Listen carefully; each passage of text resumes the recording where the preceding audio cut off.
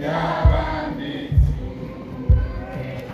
ab'isi bose bakandikako ivy'urukundo rwayo nibo biheza nivyo kwigwa niyo yoshira. Yesu Kristo nashimwe. Nongeye kubaramutsa mu izina rya Yesu Kristo. Ndabaramukije mu izina rya Yesu Kristo. Tuko bengi lakini sauti ndogo. Sifa kwa Mungu. Turi mu ngoro y'Imana. Haleluya. Uri mu rusengero cumenya kuri kumwe n'Imana. Haleluya. Murakoze cyane baririmbye muheje gutwigisha umwama wongera umugisha.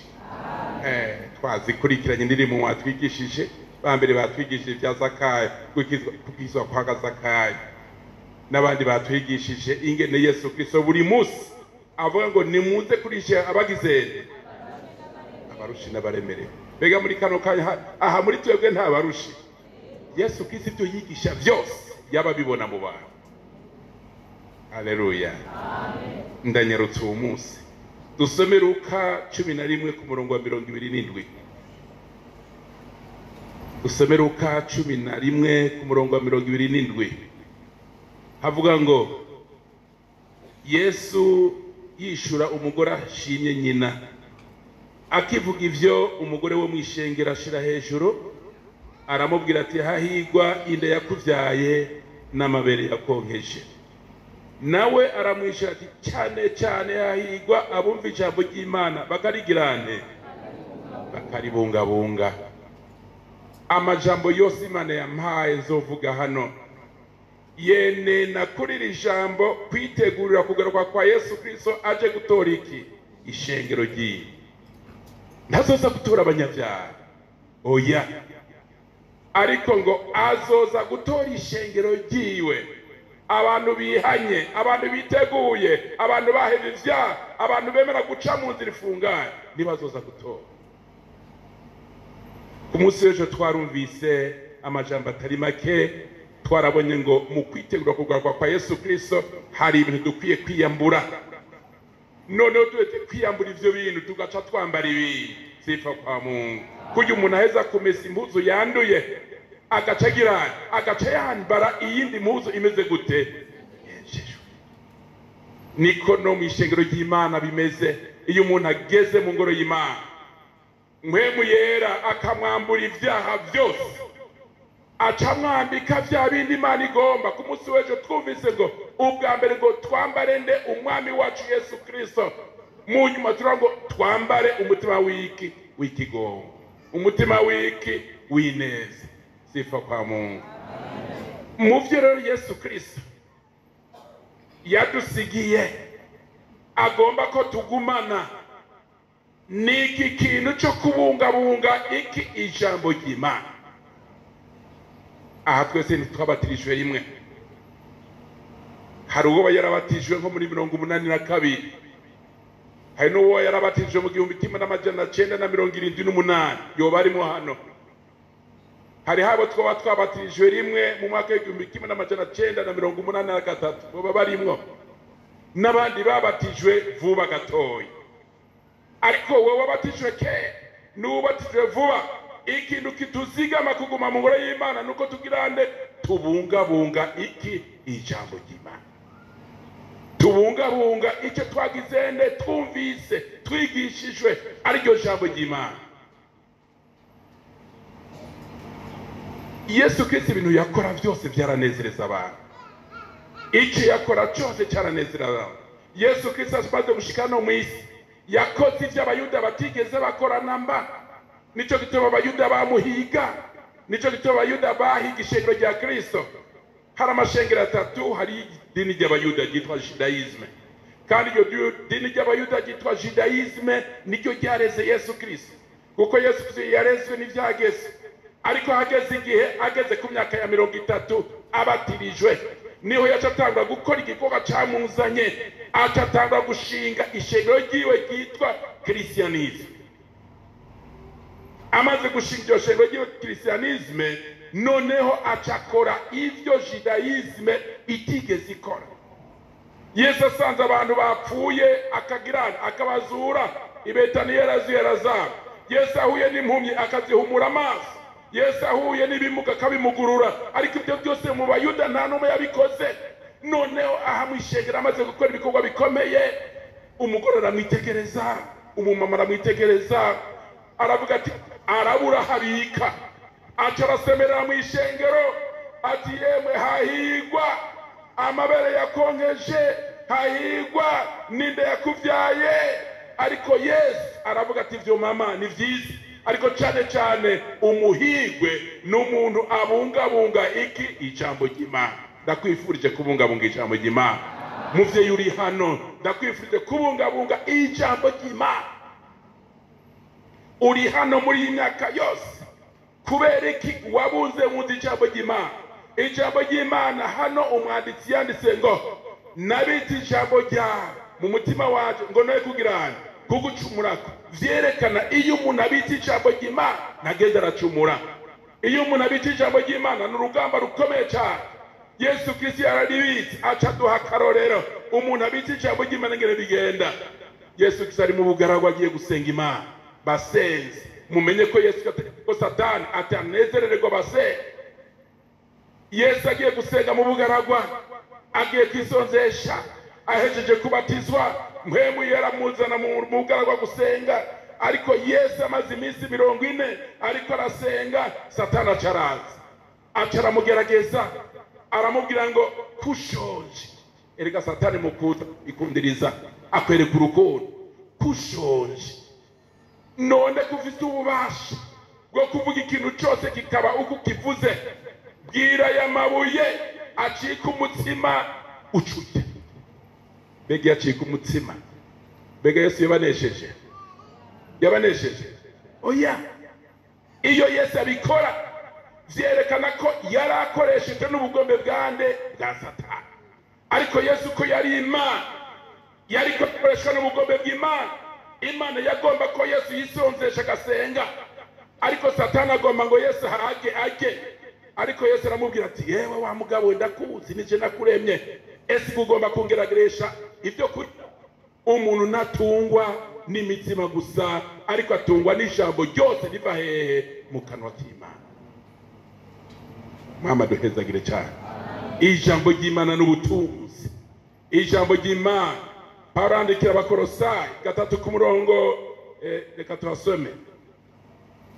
Ngene Paulo yandikiye Abakolosayi 3 ku murongo wa 17 havuga ngo reka dusome ku murongo wa 16.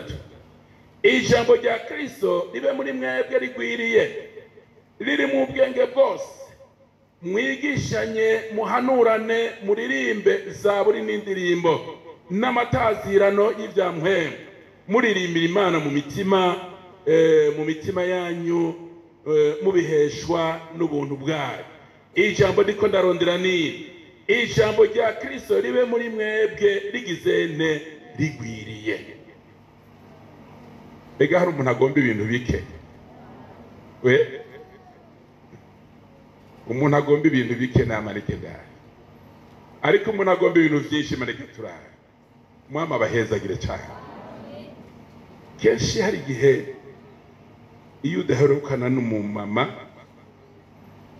yagiye mu rugo heze nk'imyaka 4, 5 cyangwa 6 ndwi, hari igihe umubaza ati none ga yewe ubu ufise abana bangahe? Agifise umwe cyangwa babiri, avuga ngo iki, ngo mfise 2 gusa. Ngo mfise 2 gusa. Mugu Suzanandi urumva ko hari abandi agize akibuze, amaze kubyara 5, 6 ngwe Imana yamuhezagiye kwe ngo mfise 6. Kandi hababona ariko arapima, ariko agifise umwe 2, umubaje ngo mfise 2 gusa. iyo abantu benshi Imana yabahezagiye bakagura imodoka, akagura ivoitire ya Probox canke zijya uko mu muzizi zitwa amazina, anigana ngo ndondera iyindi kurikira iyi Probox zibe zibiri zibe zitatu. Nico gituma kenshi umuntu agomba ibintu bigwiriye. Hano ijambo ry'Imana rivuga ngo ijambo rya Kristo ribe muri mwebwe rigize rigwiriye. Muri uku kurindira Yesu Kristo kwaza kudutora twebwe ishengero ryiwe, ndakwifurije kugwiza ijambo ry'Imana muri wewe. Yesu Kristo yanamufashije mu rugamba yariko arakora. Hari n'abandi ijambo ry'Imana babitse bararigumana, none bakudondagura ni benshi cyane. Wa mwana wa musore hariya kwa Potifari yaragumanye ijambo ry'Imana, ararigumana araritunana, naho bamugurisha bakuru be ararigumana, naho yagenda kwa Potifari gukora ararigumana, naho bageze kumwifuza ararigumana. Ariko indundura icyaha kimujeko kuko yarazigamye ijambo ry'Imana, arati impuzu aragirane ariyirukira acarahunga iki icyaha. Mwama duhezagire cyane ijambo ry'Imana mu kurindira ko Yesu kizagaruka. Ndarisubire mu Yesu yavyivugiye, aravuga ati hahigwa abantu bumva ijambo ry'Imana hanyuma bakaribungabunga. Ujya mugore koko iyo umuntu ariko arakora ibintu byiza muzorabe na hano mu isi kenshi nk'ubu nk'iyo abantu bavuye ruguru, icyo gitamwe muba mu gisagara, ndabahanura muzohore mwakira abantu bavuye ruguru iwanyu neza. Uriko uravyumviriza? Nava ruguru haya kugatu muri bajya mu bana ashitse Bujumbura ukamwakira, kandi kitongo mwakira hari gihe abagomba kuhamara kabiri cyangwa umunsi umwe, ukamwakira muhira ukamuha icyayi aje iwawe. Muri iryo joro ukamwereka haryama ukamuyagisha, eka ndetse ukamusezera ati murandamutiza ba ruguru. Mbega ruguru avuga ngo iki? Atusanze na Kibujumbura yo ni ntore, arakwakira, yarampaye icyayi, aravuga n'ibyo utakoze, yarampaye icyayi, arangaburira, aramperekeza. Nagiraga Bujumbura ntibarekezanya, azokuvuga neza. Kandi ugeze kuduga ruguru kubera wa mundi yashitse akakuvuga neza, mbega ruguru bazokuraba nabi, azoca atangaza washike muhira ati mpamagara naka ngo yaranje. Oya, ari ndagushika ino muhira ubwo dusanga usanze ibigori vyenze, bakavunagura ibigori 10 bakagira bakaguhenza. Ariko umuntu akava ruguru ukamwirengagiza, inkuru yawe izoshika no muri Rahe hari Burayi. Ati mwene naka yashitse Bujumbura acarahinduka ntakikubona, yo yarahindutse. Ndakwifurije muntu w'Imana uri hano hariya ku Gatumba, uriya kava ku Gatumba, kuko ndabizi hano twese tuva ruguru. Je naravyitegereze cyo buti umwungere yaratubajije, twari mu bapastori benshi n'abavuga butumwa, ati umuntu se wiwe yataguye kwa ati umuntu sekuru neza ari wa hano mu gisagara, harabuze n'umwe. Hari wabonetse? Harabuze n'umwe, harabuze n'uyu. Arongera arasubiye ati umuntu se wiwe yoba yavukiye hano mu gisagara akahavukira, umenga habonetse abantu bangahe? Nyamba habonetse 3. Menga habonetse abantu 3. Naramenye kumenga habonetse, sinokurirwa ndabadondagura amazina ibikenewe, ariko habonetse abantu 3 bonyene, vyerekana twese turabahe. Ico gituma rero hari umuntu ashikina kamara amezi 5 ngo mie nilisha sahabu Kirundi, ngo nilisha sahabu kabisa. Oya, yagera kuduga ruguru ngo we mama dufashe cyane. Nico gituma nkwereka yuko udakwiye kwibagira ruguru. Ari umukozi w'Imana rurangiranwa, murabizi pa sakitwa Sauli yagendera higisha ino rya Kristo. Mugabo Imana imuhwikiye, aragira turu, aragenda Yerusalemu, aragenda Damasiko, arasubira Arabiya, aragenda Kaisariya. Mugabo kwitururizo yasubiye ku gatumba hari Taruso ikirikiya.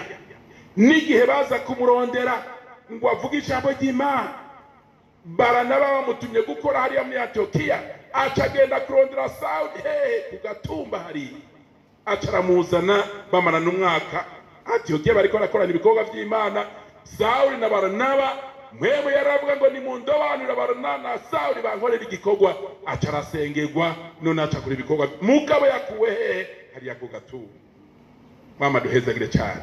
Nico gituma rero iyo ukoze ivyiza biranezereza abantu. Uyu mukenyezi aravuga ati umuntu yivyariye ujya muhungu, umuntu yivyariye ujya muhungu, kuko Yesu Kristo nta ibi twe dukora byo kugira abagore. Yesu Kristo nta mukenyezi yarafata.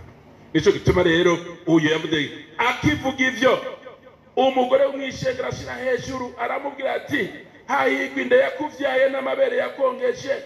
Nawe aramwishyura ati cyane cyane hahigwa abumva ijambo ry'Imana bakaribungabunga. Ndabisubiye mu muntu w'Imana, nimba ugomba kurindira Yesu Kristo neza, gerageza urondera ijambo ry'Imana. Kuko ijambo ry'Imana ni ikigwanisho gikomeye muri bya bigwanisho tubona biri mu ishengero biri mu ijambo ry'Imana. Ijambo ry'Imana ni ikigwanisho gihambaye cyane. Ni benshi bagikoresheje bagenda banesha. Ba Daniyeli baragikoresheje hariya mu gihugu cy'igishitsi, hari Babuloni baranesha. Ba Shadaraki Meshaki baragikoresheje hariya baranesha. Ni benshi cyane bakoresheje ijambo ry'Imana, kuko bari barigije ngo ntukagiriza izindi mana ngira umbagikanya. Ako harakantu yo kwibaza ngo nakajambo gato cyane, ako iryo ni ijambo rinini cyane ngo ntukagiriza izindi mana ngira umbagikanya. Uyu munsi hari gihe usanga abantu babangikanije Imana n'ibindi bintu bashira imbere y'Imana bakunda gusumvya uko bakunda Imana. Ngo ntukagiriza izindi mana, bari babazaniye ibindi bigirwamana. Dariyo yigira umuntu ahambaye cyane ngo bamuseye. Nebukadineza yigira igisata gikomeye cyane, ati ngoma mpagarike igishushanyo canje abantu bo mu isi bose bagiseye. Ariko babahungu babungabunga ijambo ry'Imana barabibabwira ati uyu munsi mu gitondo nimumva imyirongo inzamu n'amakembe n'ibintu byose by'amatowazi biriko biravuga, umuntu wese azoba ari mu murima, umuntu wese azoba arahanukana mu isoko, abo bose bazofukame. Ariko abo bahungu barabaga ati no, twebwe ntitubikora kuko twarabunza mu ijambo ry'Imana rivuga ngo ntukagire izindi mana ugirane umbangikanya. Umwami duhezagire cyane. Tugomba dusenga Imana. Mbega ni ndagomba kugira ubutunzi bw'ijambo ry'Imana, kuko urindire Yesu Kristo ufise ubutunzi bw'ijambo ry'Imana. Uze hano tugusengere n'iri jambo Imana yampaye ngo dusangire. Abagyumvise bakaryizera, umwami abongera umugisha. Umwami abongera umugisha.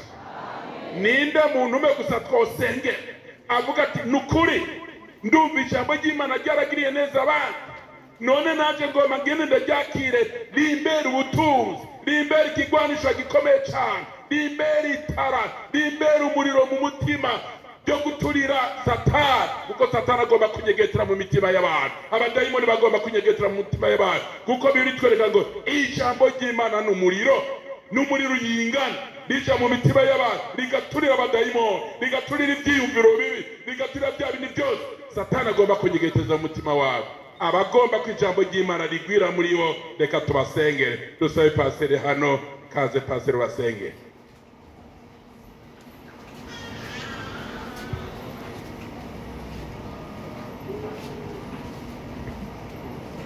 Mana data twese byagiye, turagukengurukiye uraho Mana yacu nziza.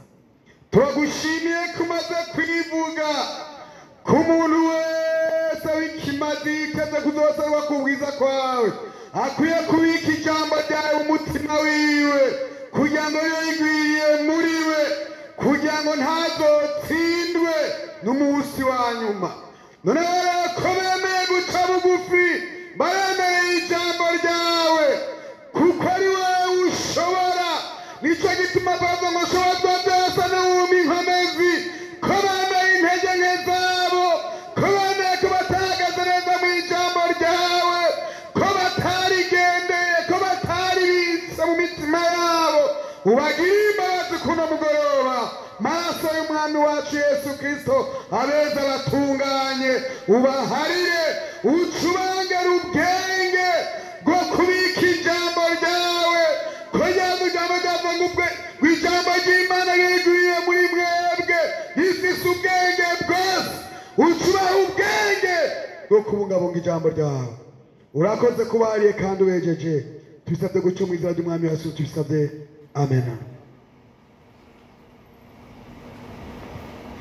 nivyo murakoze reka dusengera abagwayi muri muhagarare Yesu Kristo n'umuganga ari hano arabakiza muganga mwiza ni Kristo niwe mukunzi wacu niwavyura bahenutse niwumva ijwi rya Yesu